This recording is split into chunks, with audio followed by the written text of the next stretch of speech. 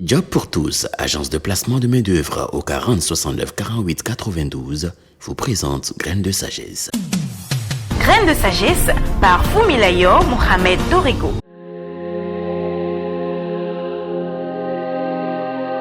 Faire face aux échecs et les transformer en apprentissage. À chaque fois qu'on me demande de parler de l'échec, j'ai toujours préféré parler du succès.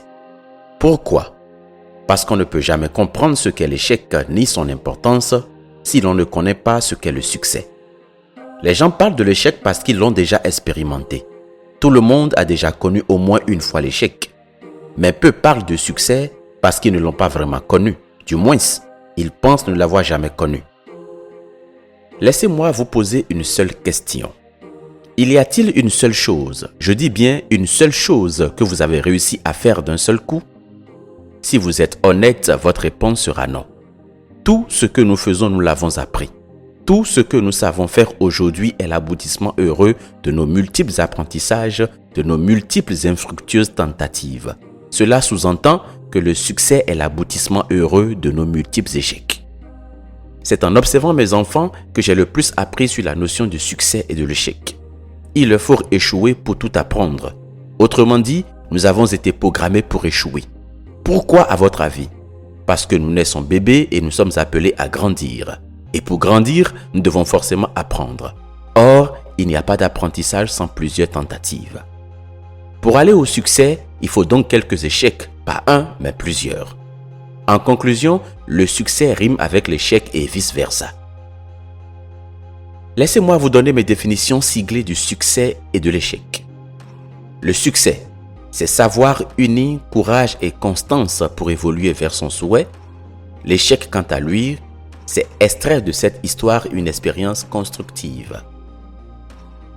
Lorsque vous parvenez à voir l'échec de cette manière, il ne vous reste qu'à y faire face pour faire le travail nécessaire, celui d'extraire l'expérience constructive pour en faire une leçon qui vous conduira à votre succès. Mais comment le faire ? Premièrement, vous devez analyser vos échecs pour comprendre ce qui s'est passé. Je vous conseille de prendre du recul et d'analyser la situation comme une tierce personne. Détachez-vous de cet échec pour vous poser des questions. Prenez une feuille et inscrivez-y en grand titre « Pourquoi Fumilayo a-t-il échoué ?» Vous remplacerez bien sûr Fumilayo par votre prénom. Ensuite, posez-vous les bonnes questions. Je vous propose ici 10 questions pour décortiquer chaque aspect de l'échec et comprendre ce qui n'a pas fonctionné. 1. Qu'est-ce qui l'a réellement conduit à cet échec ? 2. Quelles étaient les circonstances, les décisions ou les actions qui y ont joué un rôle ? 3. Était-ce une mauvaise manipulation ?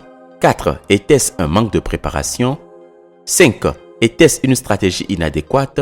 6. Quelles étaient ses attentes initiales ? 7. Était-elle réaliste ? 8. Qu'est-ce qu'il aurait pu faire différemment ? 9. Qu'a-t-il négligé ou sous-estimé ? 10. Quelles compétences ou ressources lui manquaient pour réussir ?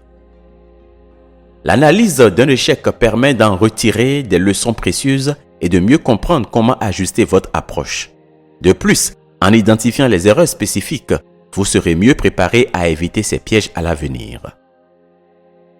Ensuite, vous devez transformer la douleur en sagesse. Une fois que vous avez analysé l'échec, la prochaine étape consiste à en tirer des leçons concrètes. Rappelez-vous de la définition de l'échec.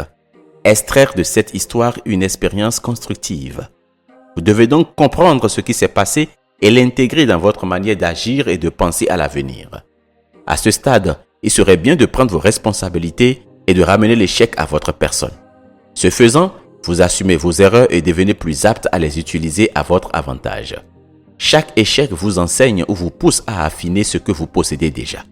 En face de chacune des réponses trouvées aux questions précédentes, mettez la leçon apprise, les règles qui s'y dégagent, la stratégie qu'il faut désormais adopter et si possible, les compétences qu'il faudra développer pour y parvenir. Pour finir, associez des résolutions à chacun des points mentionnés. Il faut du concret et de l'action. Enfin, la dernière étape.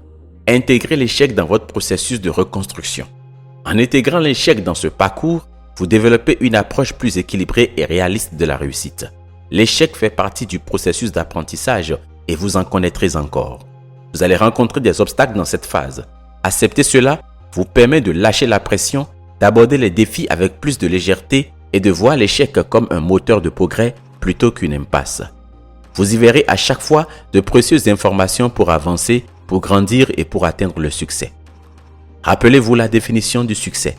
Savoir unir courage et constance pour évoluer vers son souhait. Ce qui compte, c'est donc de maintenir la constance dans votre démarche et rester focus sur votre souhait. Il ne vous reste qu'à éviter 2 pièges pour lesquels je vous donne 2 conseils. Faites-le avec bienveillance à votre égard. Ne soyez pas trop dur avec vous-même. Ce n'est pas grave de faire des erreurs. Tout le monde en fait. L'important, c'est de ne pas y demeurer. Ensuite, donnez-vous le temps nécessaire pour apprendre. Car l'apprentissage à partir d'un échec peut prendre du temps. Il est essentiel d'être patient avec soi-même et de comprendre que la transformation ne se fait pas du jour au lendemain. La reconstruction est un processus graduel qui nécessite des efforts constants et une vision à long terme. Je vous souhaite bon courage et à bientôt. C'était Graines de sagesse par Fumilayo Mohamed Dorigo. Pour tous vos apports, commentaires ou questions, veuillez nous contacter sur nos pages YouTube, Facebook et Twitter. Vous pouvez rejoindre la liste de diffusion WhatsApp ou nous contacter au +229 66 422 09 09.